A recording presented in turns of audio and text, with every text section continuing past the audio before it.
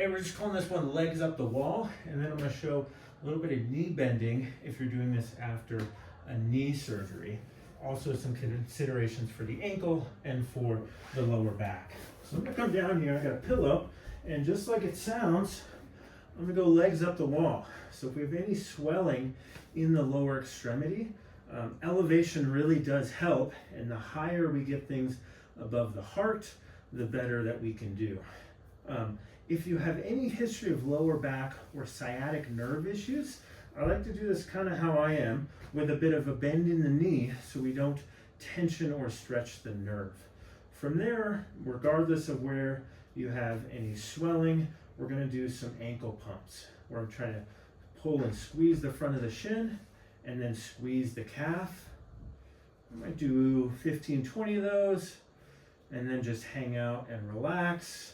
I want to spend at least 5, but potentially 10, 15 minutes even here, depending on how much time you have and how much swelling, because we want to give time for the lymphatic system to open up, for the vessels to dilate. So we're going to do some of these ankle pumps. You can also gently work behind the knee. I'm just doing a little bit of a circular motion, top of the calf and behind the knee, and then even into the hamstring.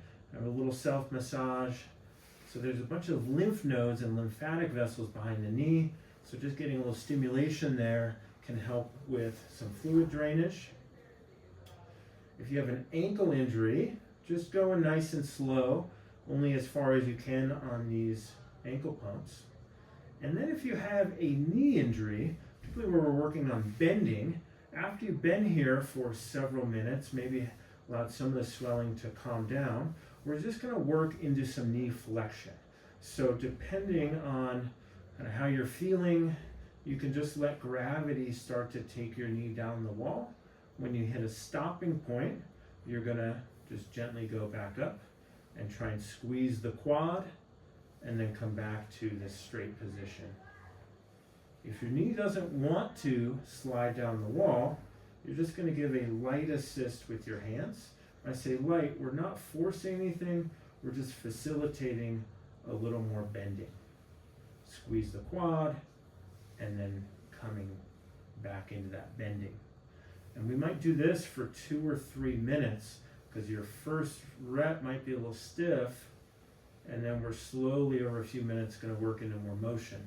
As you're doing this, taking some nice big deep breaths. Even if you're not moving the knee, some diaphragmatic breathing, as we're just doing some breathing here, can help with that lymphatic drainage, which gets some swelling out, also just helps down-regulate the nervous system. And then we can work into, if you have access to it, a little more bending. If you have more bend than this, I can scoot a little further from the wall. That's still some pretty good elevation. You can also do this if it's just more comfortable, but this would allow me a little more bend as I go through. So, very simple technique, but legs up the wall can help a bit. It can also help if you've done a long run, been on your feet all day, a long hike, just to get a little recovery into the legs. We're getting some muscle pumping as we go through there, some manual lymphatic drainage, some diaphragmatic breathing, some active motion, and a few minutes here throughout the day, a couple times. Typically I try to touch on this 3 to 5 times a day at least, if we're trying to manage swelling, so that way we can stay ahead of the cycle of swelling and inflammation. So give it a shot, get comfy, try to get relaxed, maybe grab a book or just do a little meditation, hang out, and hopefully you'll notice some of the swelling come down and some of this motion return.